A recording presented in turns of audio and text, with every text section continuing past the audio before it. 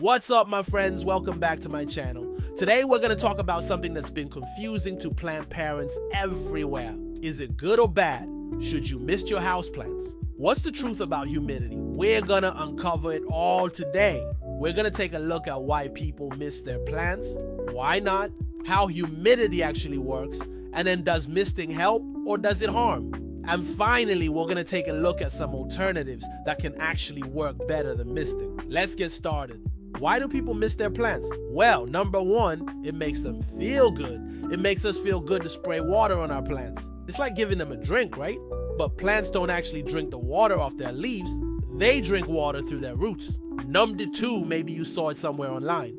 A lot of people online say that misting is good for your plants, but where did they get that idea? Maybe from their mom, who knows? And number three, because you think that it will help them grow faster or bigger. Have you ever seen those videos of super tall Monsteras or pothos vines with these massive aerial roots?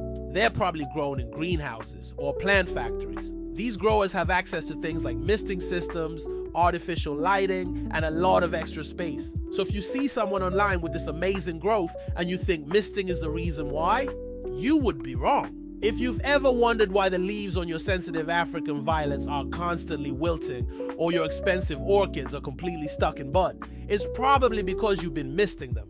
You see, most indoor plants don't actually need misting. In fact, it can even be harmful. So let's get to the bottom of this. First off, what even is humidity? Humidity is the amount of moisture in the air. We measure it in a percentage. When it's 0%, it means that there's no moisture in the air. It's completely dry. When it's 100%, it's completely saturated. There's so much moisture in the air that I can't even hold anymore. The leaves of tropical plants are adapted to survive in high humidity environments. This means that they've evolved to thrive in conditions with lots of moisture in the air around them. Since most houses aren't exactly jungles though, we often have to mimic these conditions to ensure our tropical plants survive. So does misting help or does it harm? Misting doesn't add humidity to the air. What it does is wet the leaves of your plants. Wet leaves then dry out and evaporate, which actually lowers the humidity around your plant. This can stress out your sensitive tropical friends. So is misting a waste of time? Yes. Okay, I think I made you curious. Now I'm gonna tell you the one exception to the rule. Misting can actually be beneficial if your plant is extremely dry. I'm talking bone dry. If it's been months since you've watered your plant and it's totally dried out, the misting can help rehydrate your plant while you bring it back to life.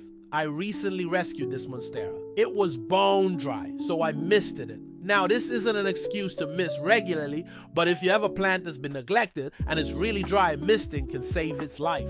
Now, before we move on, I want to clarify something. I'm not saying that you shouldn't water your plants in the shower or sink. In fact, this can be great for houseplants. The key here is that you're fully saturating the soil and the entire root ball. This helps increase the hardiness of your plants. Watering your plant in the sink also prevents you from overwatering, since you can control the amount of water you're giving them. Remember, most plants don't drink water from their leaves, so watering in the sink is much better than misting. Just make sure you remove any water that collects in the center of the plant, like the crown, to prevent rot. Now, what about the benefits of increased humidity? What else does that do for your plants? Well, first off, higher humidity levels prevent pests. You see, most pests like mealybugs and spider mites love dry air. That's when they start sucking the sap out of your plants.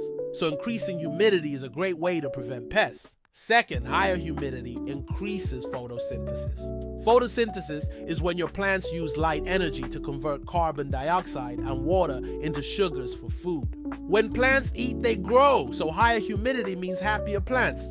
Third, higher humidity reduces water loss. Did you know that the number one cause of death for houseplants is not underwatering? It's overwatering.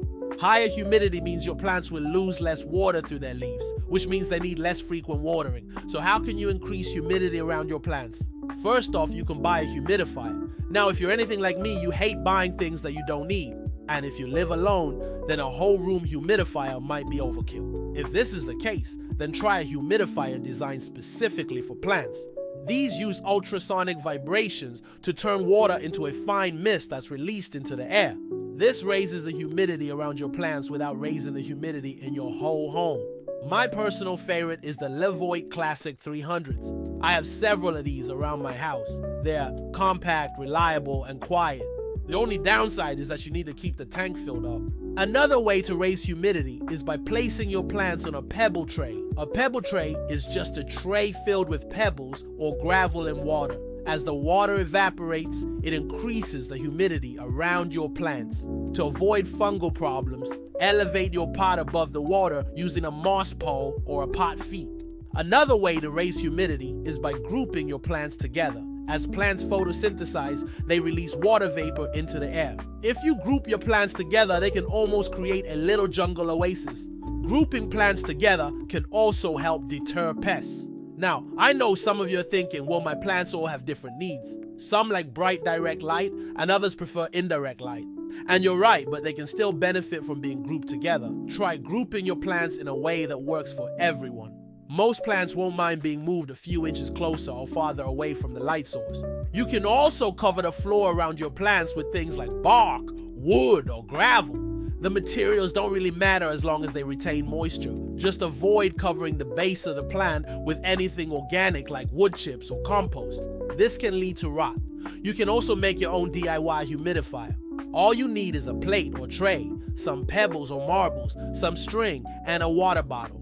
Fill your water bottle, hang it upside down on your plant, and let the water slowly drip into your plant. The dripping water will increase the humidity around your plant. Finally, the absolute easiest thing you can do to increase humidity is buy a moisture meter. This little device allows you to check the moisture level of your plant. It has two prongs that you insert into the soil. Then you can see how much water is left in the soil. You can also place it on top of the soil without even inserting it. These are helpful because they allow you to water when your plant actually needs it, which means no more guessing. They also help you avoid overwatering. Overwatering is the #1 killer of houseplants. The truth is that most indoor plants don't actually need misting. In fact, it can be harmful. If your plant is thirsty, it will show you by drooping leaves, dry soil, or brown tips. Don't worry. If you've been misting your plants and you stop, it won't hurt them. They'll just need a little time to adjust. Just make sure they're not bone dry and then you should be fine. You can always mist them occasionally to help increase the humidity around them. And then use a moisture meter to make sure you're not overwatering. I hope you enjoyed this video. If you did, please leave me a thumbs up. And now you know that I love talking plant care. So stay tuned for more plant videos. Until next time, happy planting.